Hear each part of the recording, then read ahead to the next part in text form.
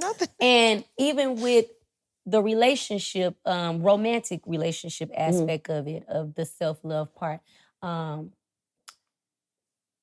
when you're loving yourself and you're getting to know yourself, and you're, running through the pages of those that are potential and not potential, if you are still lonely, it ain't time for you to add nobody. You got to get over the loneliness first. You got to be okay with being alone. You'll choose a lot of things when you're lonely. You'll choose a lot of things that you would not accept, that you would not even, it could be anything. It could be anything. And I feel like someone said this and I thought it was just brilliant. Your empathy can't be bigger than your boundaries. And usually when you're lonely, that's a word. That is a word. A word. And usually when you're lonely, you tend to pick anything. You waver. You don't even, what? Anything. It's a negotiation. It's a negotiation when it should be. If I have to negotiate my peace, it's it. Yeah, it's the end of that. But you don't even know what you're negotiating when you're lonely. When you're lonely, like it could be anything. And I feel like a lot of us do that. It gets, you said something that I really liked, you're continuously healing. A lot of people say, I'm healed. Friend, you're going to continuously heal. You're healed till you're dead. That's okay. You're not healed until you're in the grave. It's a continuous thing. And to even know your triggers, that's big. Because once you know your triggers, you can actually love somebody else better. Look, I know I'm going to pop off in this moment. I got to step back because I don't want to give that to you. People respect that. Give me a second. Give me a break. People respect that more than the pop off. You can't take the pop off back. You just can't take it back. And that self-awareness is big, because I even have to do that sometimes. Like you said, like, okay, you know what? Let me woosah. Let me count to 5 because I'm really about to go crazy. I have wrote. Let me delete that. That ain't right. Man, that's me. That ain't ready. That is ready. That ain't right.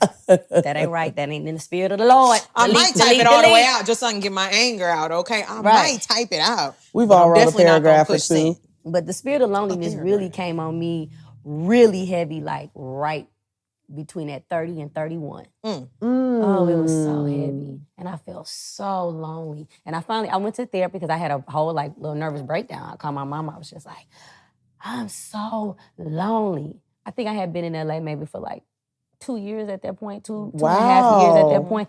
I was just like, I'm lonely. And she was like, well, why? I was like, I don't know.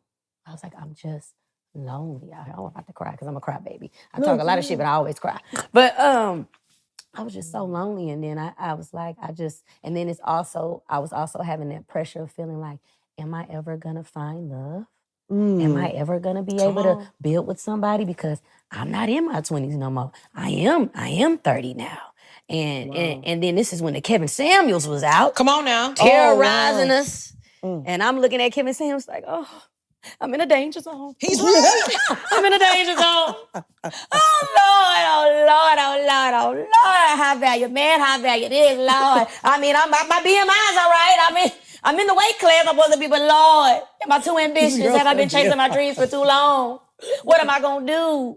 So now I'm seeking companionship in people that don't serve me. And not only do they not serve me, I'm taking whoever wants to come to work and clock in, but they ain't actually clocked in. Girl, now I'm about to run off the couch. You just showing up. You gotta go. Now look. You know how people go to work and get a free check, but ain't did no work? Friend, you clocking in, but you ain't doing no work.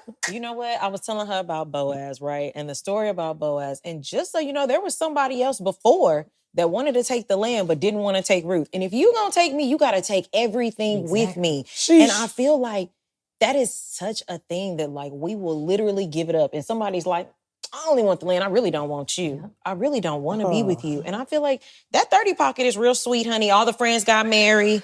Everybody's got a baby or two. It's with their college sweetheart from 6 years ago. It's a whole thing. It's a whole, when I tell you it's a fight for your life.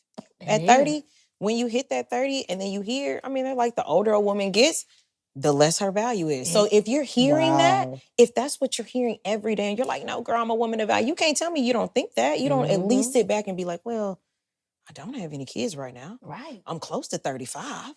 What we doing, Lord? My skin's still clear, but goodness, we don't have